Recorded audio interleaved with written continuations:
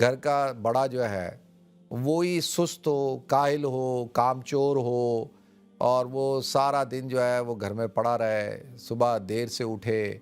اور کسی قسم کا اس کے اندر کوئی جذبہ نہ ہو، کوئی پلاننگ نہ ہو،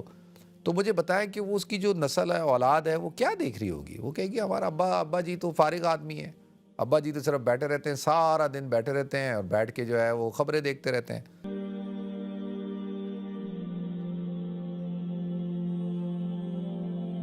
الحمدللہ رب العالمین والعاقبۃ للمتقین والصلاة والسلام علی اشرف الانبیاء والمرسلین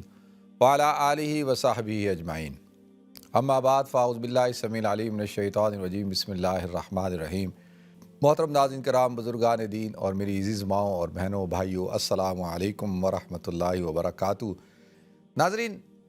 عام طور پہ ہم نوٹ کرتے ہیں کہ بھئی لوگ جو ہے وہ ان کے اندر کام کرنے کا جذبہ نہیں ہے، ڈسپلن نہیں ہے، ان کو پتہ ہی نہیں ہے کہ ہم نے کرنا کیا ہے، کیسے کرنا ہے، چیزوں کو کیسے ٹیکل کرنا ہے، ہینڈل کرنا ہے، اس کی کیا وجہ ہے، یعنی ایسا کیوں ہوتا ہے؟ اچھا دیکھیں، میں آپ سے گزارش کروں، سیدھی بات، یہ آپ پہلے تو ہم میں سے اکثر لوگ ہیں نا، ہم نے نہ تو اپنی ٹریننگ کی ہے، کسی قسم کی ہماری کوئی ٹریننگ نہیں ہوئی ہوئی۔ جب آپ کی ٹریننگ نہیں ہوئی ہوتی اور آپ نے اگر پڑھائی نہ کی ہو، ٹریننگ نہ ہو، آپ کی تربیت نہ ہوئی ہو، تو پھر بہت ساری چیزوں کو تو آپ کو اندازہ ہی نہیں ہوتا۔ دیکھیں، گھروں کا ایک ماحول ہوتا ہے، اس ماحول کو بنانا ہوتا ہے۔ اگر گھر کے اندر آپ نے ایک ماحول کریٹ کیا کہ سارے گھر والے جو ہے وہ ساتھ بیٹھتے ہیں اور مشورہ کرتے ہیں،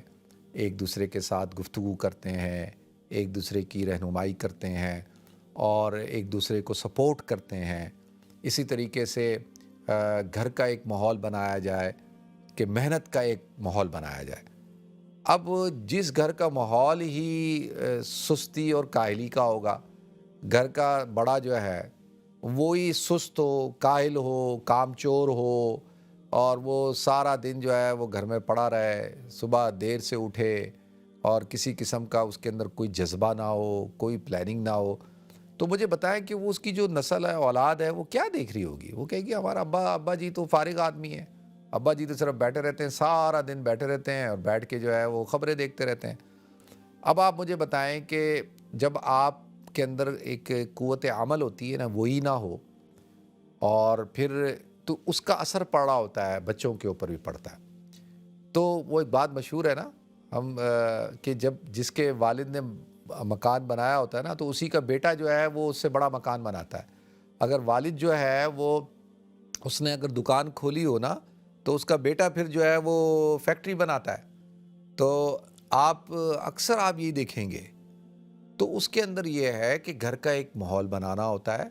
اور اس ماحول کے اندر ایک دوسرے کو سپورٹ کرنا، ایک دوسرے کا بازو بننا، ایک دوسرے کو سمجھنا، اور محنت کا ایک ماحول بنائیں، محنت کرنے کا، کوشش کرنے کا، کلیکٹیو ایفرٹ کریں